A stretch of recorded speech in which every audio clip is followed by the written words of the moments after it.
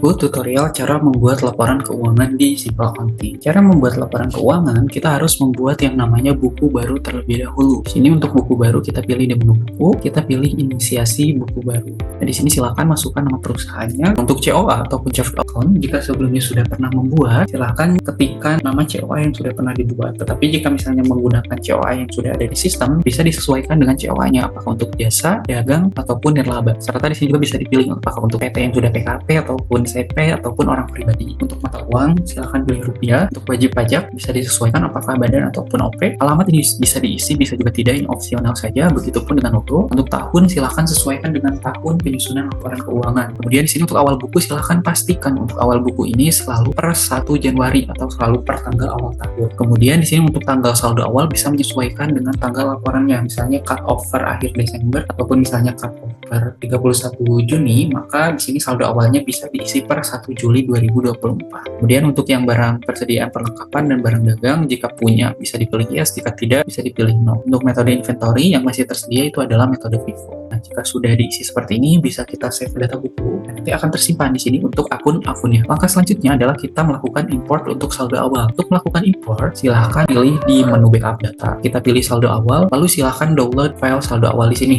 Lalu buka, nanti akan tampilannya seperti ini. Formatnya itu ada nomor, nama akun, debit, kredit, dan juga posting. Hal yang perlu kita lakukan itu kita isi posting semuanya dengan angka 1 terlebih dahulu. Mulai dari kode 1 yang di sini sampai dengan kode 3. Di sini kita drag saja. Jika sudah selesai, di sini ada kode yang perlu kita ubah menjadi kode 2. Kodenya itu adalah dividen atau price. Kemudian untuk akumulasi penyusutan juga kita ubah menjadi kode 2. Di sini ada 3 akumulasi, kita ubah 3-3-nya menjadi nomor 2. Jika sudah selesai seperti ini, kita bisa langsung memasukkan saldo awalnya. Jadi silahkan disesuaikan saldo awalnya. Karena saya mau contohkan ketika awal berdiri, berarti di sini saya masukkan nominal sesuai di akta perusahaan. Misalnya perusahaan ada modal 50 juta dan sudah disetorkan ke bank BCA, misalnya 50 juta. Nah, di sini untuk BCA saya isi di bagian debit 50 juta. Lalu untuk modalnya juga saya isikan sebesar 50 juta. Nanti untuk di saldo awal ini harus balance antara debit dan kreditnya. Karena nanti jika misalnya tidak balance, maka ini tidak akan bisa terinputkan atau terimport ke sistem. Nah, di sini saya sudah balance debit dan kreditnya. Nah, di sini sebelum kita import, kita ubah dulu format angkanya menjadi general. Jika sudah seperti ini, kita simpan. Lalu kita kembali ke menu akun buku dan saldo awal. Di sini kita pilih import Excel. Nah, di sini kita pilih choose file. Nah, lalu di sini kita masukkan file yang sudah kita simpan sini. Lalu kita open. Jika sudah sesuai, maka nanti akan otomatis tersimpan seperti ini. Dan di sini juga sudah balance antara debit dan kredit. Jika sudah selesai menginputkan saldo awal, kita bisa melanjutkan menginputkan transaksi-transaksi. Di sini kita masuk ke input data di bagian jurnal transaksi. Nah, caranya itu cukup kita tambah transaksi saja. Lalu di sini sesuaikan untuk tambah transaksinya tanggal berapa.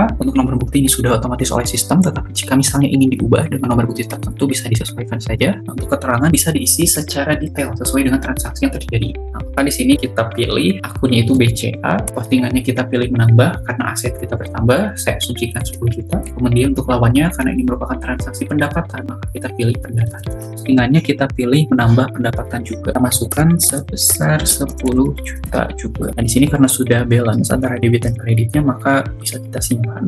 Jika misalnya tidak balance, maka nanti akan berwarna merah dan tidak akan bisa tersimpan. Sudah balance, kita simpan. Nanti akan otomatis tersimpan seperti ini. Jika misalnya ingin melakukan pengeditan atau penghapusan, bisa diklik di menu action, bisa diklik edit, hapus ataupun copy jika ingin membuat jurnal dengan pasangan akun yang sama. Kemudian di sini misalnya saya tambahkan untuk pembayaran di tanggal 2. Nah, di sini kita cari akunnya gaji, postingannya kita pilih nambah, kita masukkan misalnya pembayarannya 5 juta, dibayarkan misal dari BCA. Nah, di sini sudah kita pilih BCA, kita masukkan postingan itu mengurangi aset karena uang kita berkurang, kita masukkan 5 juta juga. Sudah balance, kita save, nah nanti akan tersimpan seperti ini. Jadi di jurnal transaksi ini silahkan inputkan semua transaksi yang ada, mulai dari pendapatan sampai dengan transaksi biaya-biaya. Nah, jika semua transaksi sudah diinputkan, maka untuk proses penyusunan laporan keuangan itu sudah selesai. Di sini bisa langsung kita lihat untuk masing-masing reportnya. Mulai dari data jurnal seperti ini yang menampilkan data jurnal, kemudian di sini menampilkan buku besar yang menampilkan saldo akun tertentu. Di sini bisa kita filter, misalnya ingin melihat akun BCA, kita pilih aset, kita pilih BCA. Maka nanti akan muncul transaksi yang berkaitan dengan BCA. Nah, kemudian kita lihat neraca lajur